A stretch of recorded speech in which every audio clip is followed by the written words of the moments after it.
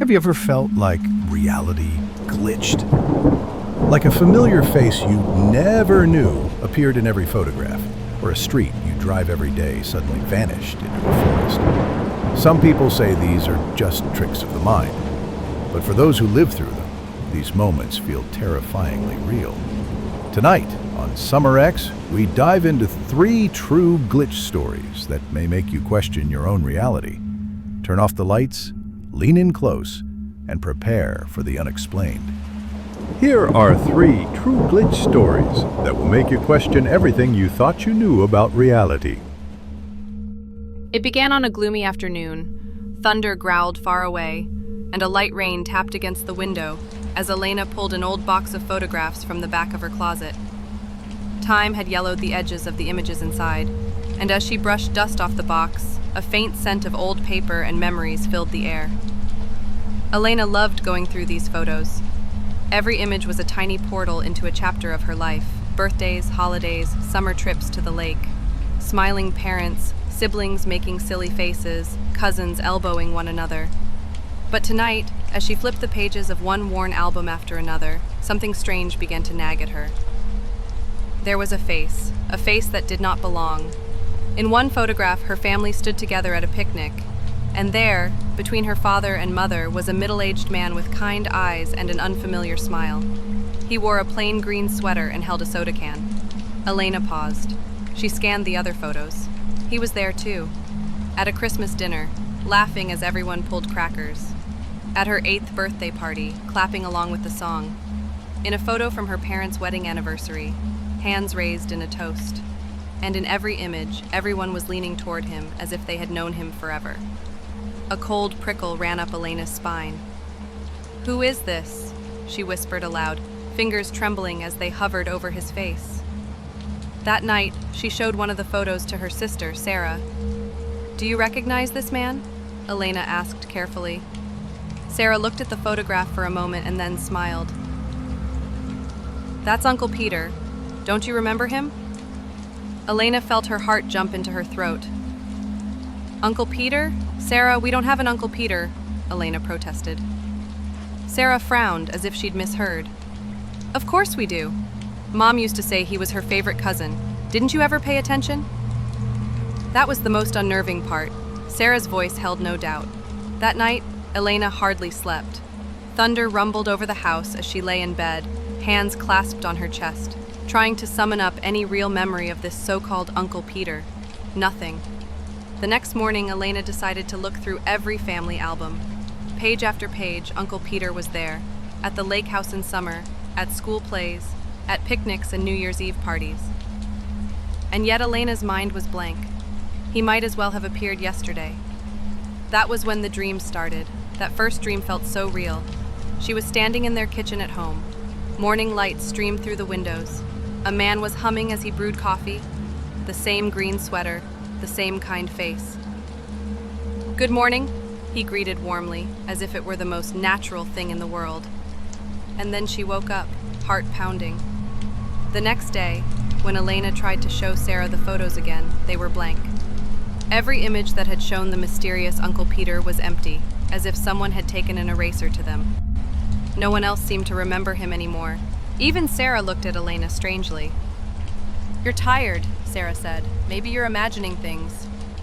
But Elena hadn't imagined the face in the photos, and as she looked closer at one blank image, her parents standing together at their wedding anniversary, she thought she saw a faint outline, a ghost of someone who had been there once. And in the dark reflection of the glass, Elena could have sworn she heard a voice, that same warm humming, drifting through the rain. She never spoke of Uncle Peter again. Yet sometimes, on rainy nights, when Elena dares to open those albums one more time, she feels someone just behind her shoulder, close enough to recognize but too far to truly remember. And she wonders if someone, or something, briefly slipped into her past, and then just as quickly slipped back out. He thought he was taking his usual drive home, until the road itself began to change around him. Jack had driven this road 100 times before. Rosewood Drive was his favorite shortcut home after long shifts at the hospital. It was a sleepy little street that cut through an old neighborhood with dim streetlights and small houses tucked behind weather-beaten fences. Familiar, comforting, easy. That rainy Tuesday evening began like every other.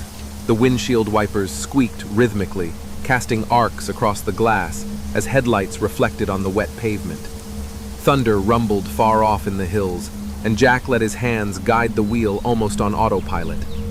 That was the thing about Rosewood. You didn't need to think. And then, halfway through the drive, something felt off. The street was too long. He glanced at the clock, halfway through doped. Rosewood was only a 3-minute stretch. He'd been driving for at least 5. But the road kept going, winding further into the rain, past houses he didn't recognize. Where was the green picket fence? The peeling yellow mailbox? Jack slowed, feeling an odd knot of unease tighten in his stomach.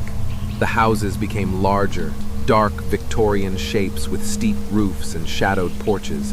Trees crowded the narrow street as if leaning in to get a closer look. And then, up ahead, the street simply ended.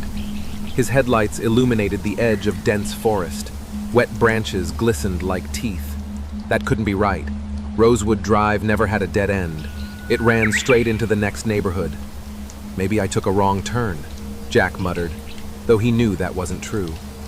He put the car in park, heart thumping, and checked his phone. The map showed him on Rosewood Drive. No forest, no dead end. A deep unease settled in his bones. Then, a sound. A soft whisper, like someone calling his name through the rain. He glanced at the forest. Every shadow between the trees seemed to ripple, alive with something just beyond his view. That was enough. Jack quickly backed up, tires crunching on the gravel.